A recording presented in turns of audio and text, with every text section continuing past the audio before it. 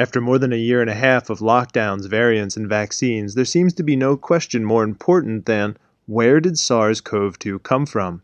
The idea that the coronavirus that causes COVID-19 escaped from a Chinese laboratory has now become a mainstream topic. But what is this hypothesis based on? I've compiled and verified the evidence, and will share that with you today. In this video, I'll give you 8 verifiable facts, and then evaluate whether the natural emergence or lab leak theories best fit that evidence. We've got a lot to talk about, so let's get into it. If you're new to this channel, this is all things public health. I'm Anthony Custer. Let's get started. It wasn't long after SARS-CoV-2 was first identified in Wuhan, China, that people realized this city is also home to the Wuhan Institute of Virology. This lab is one of only about 50 laboratories in the whole world that are certified to the highest safety level, Biosafety Level 4, and one of only 3 of these in all of mainland China. This means they are allowed to work with the most dangerous and infectious pathogens. However, from the beginning, the idea that this virus could have leaked from this lab was considered a conspiracy theory. Even to this day, there are those who argue that it is simply a coincidence that this Biosafety Level 4 lab is located where the outbreak began. As recently as June 2021, a news piece in Nature asked the question, is it suspicious that the lab is in Wuhan? The article quotes virologist Vincent Munster as saying that the lab is located in Wuhan because that's where coronaviruses are found. In short, the logic is this. Wuhan is the home to many coronaviruses, and that's why the lab is located there. This theory was bolstered by the fact that early on, the first known cluster of COVID was in the Yunnan seafood wholesale market. This market, which was reported to slaughter live animals, was held up as ground zero, where the virus first jumped from animals to humans. This theory, however, has 2 key holes. First, the earliest confirmed case of COVID-19 was on December 1, 2019, in a man who had no connection to the market at all. In fact, 13 of the first 41 hospitalized patients had no link to anyone in the market at all. Secondly, Wuhan is not the home to bats and is not an epicenter for coronaviruses. To show you what I mean, let's look at some maps. Viruses most similar to SARS-2 have been collected from bats in Yunnan, a province of southern China, which is 1,500 kilometers from Wuhan. Thus, the likelihood of a direct bat-to-human transmission in Wuhan is almost zero. Actually, no direct transmission of any coronavirus has ever been documented from a bat to a human. But it is possible a bat virus infected some intermediate host like a pangolin before jumping to humans. For that to happen, though, you need a population of bats near the intermediate host which is also close to people.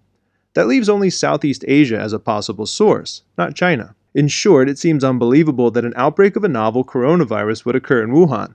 But don't take my word for it. Listen to the words of the world's leading expert on bat coronaviruses and the leader of coronavirus research at the Wuhan Institute of Virology, Dr. Shizheng Li, affectionately known as the Bat Lady. On December 30th, 2019, she received her first call from Wuhan alerting her to the virus. Listen to her reaction upon hearing about a coronavirus in Wuhan recorded in an interview. I wondered if the municipal health authority got it wrong, she says. I had never expected this kind of thing to happen in Wuhan in central China. Even the world's leading expert on bat coronaviruses doesn't believe a novel coronavirus would emerge in Wuhan. Where then did she think the virus came from? In an interview given on Chinese state TV, she said, "My first reaction was to check my lab to see if there was a problem." So the question is, what did the Bat Lady know about research at the Wuhan lab that would make it her first reaction to check the lab? By now, you have probably already heard about gain-of-function experiments. Gain-of-function experiments use laboratory methods to improve the ability of a pathogen, in the case of a virus, to cause disease. Naturally, if 2 or more viruses inhabit the same host, they may exchange genetic code, in a process known as recombination. If this recombination occurs billions of times, one of those combinations may result in a new virus that is better at infecting the host. In the same way, mutations in a virus's genetic code that occur naturally as the virus replicates may also result in an improved ability that makes the virus more fit. In gain-of-function research, these processes of recombination and adaptation to human cells are sped up and optimized to create new, more infectious viruses faster than nature could make them. Gain-of-function research on bat coronaviruses was conducted at the Wuhan Institute of Virology. We know this because the research was funded in part by the US government and because the studies were published. The National Institute of Allergy and Infectious Diseases awarded a grant for this research starting in 2014. Giving more than $500,000 each year for 5 years. This grant was extended for another 5 years again in 2019. The primary investigator or PI of this research is Dr. Dashik of the EcoHealth Alliance, and the lead laboratory researcher was Dr. Shi, the Bat Lady. Keep those two names in mind. So, this 2014 grant immediately followed research that was published in 2013, in which a team at the Wuhan lab isolated and characterized a naturally occurring coronavirus that they collected from a bat in Yunnan province. This virus was notable because it could infect the ACE2 receptor of human cells, which is exactly what SARS-1 and SARS-2 do. And who authored that paper? Peter Daszak and Shizheng Li.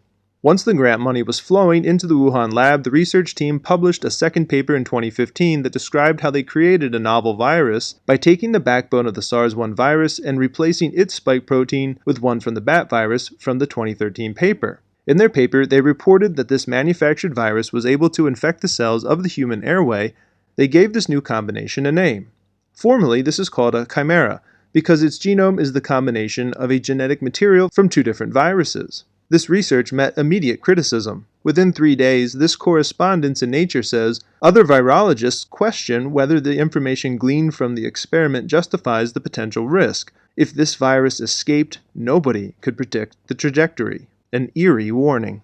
The U.S. government also recognized the risk of this type of research.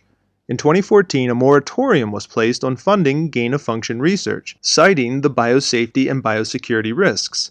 Nevertheless, Peter Daszak's project was allowed to continue. In fact, he was quite proud of his work. Listen to Peter Daszak describing his research in an interview with virologist Vincent Ranchianello. Diverse coronaviruses, and you can't vaccinate against them. There are no antivirals. What do we do? Well, so I think that coronaviruses are pretty good, but you can manipulate them in the lab pretty easily. It's just So you hear Peter Daszak describe in December 2019 how they are manipulating coronaviruses and how they wish to make the spike protein the basis for a vaccine. So it is no secret that scientists led by Shizheng Li with funding secured by Peter Daszak were conducting gain-of-function research on bat coronaviruses at the Wuhan Institute of Virology, in which they successfully created viruses that were very good at infecting human cells. So, is it reasonable that a virus could escape the lab? There is a long history of pathogens leaking from laboratories. In what seems like a prophetic warning, Dr. Martin Furmansky detailed the history in 2014, saying, "It should be emphasized that these examples of lab escape are only the tip of the iceberg, because they represent laboratory accidents that have actually caused illness outside of the laboratory in the general public environment. These escapes caused real-world outbreaks. So here are just a few examples. Smallpox in the UK. In 3 separate incidents in 1966, 1972, and 1978 at 2 different laboratories, escape of smallpox led to 80 cases of smallpox and 3 deaths. H1N1 influenza in the Soviet Union and China. The 1918 Spanish flu pandemic was probably caused by the H1N1 influenza virus. That flu virus remained in circulation, becoming less virulent until disappearing in 1957. However, incredibly, the H1N1 influenza virus re-emerged in 1977, rapidly spreading worldwide, especially among those under 21 who were not alive the last time H1N1 was around. The appearance of this time-traveling throwback puzzled virologists at the time. Initially, escape of a virus that had been kept in storage at a virology lab was discussed, but such a laboratory accident was denied by Chinese and Soviet virologists. Western virologists quietly let the matter of laboratory escape drop from discussion. Only decades later did it finally become widely accepted that H1N1 escaped from a lab. One more example, SARS-1. After the SARS pandemic ended in 2003, laboratories were studying the virus. From 2003 to 2014, the SARS virus escaped labs 6 different times in Singapore, Taiwan, and on 4 occasions from the same lab in Beijing. So lab leaks happen. But could this happen in Wuhan? Real quick though, if you're enjoying this, be sure to hit that like button. In 2018, U.S. State Department inspectors visited the Biosafety Level 4 lab in Wuhan. From what they saw, they were alarmed. The inspectors wrote back to Washington saying the new lab has a serious shortage of appropriately trained technicians and investigators needed to safely operate this high containment laboratory. This is almost a moot point though, since alarmingly it seems much of the gain-of-function research wasn't even conducted in the Level 4 lab. Dr. Shi admitted in an interview with Science magazine that much of the gain-of-function work was performed at lower Level 2 and 3 safety levels. So next we need to ask, is there any evidence that a lab leak occurred? U.S. intelligence reports believe that lab workers were sickened with COVID-like symptoms in November 2019.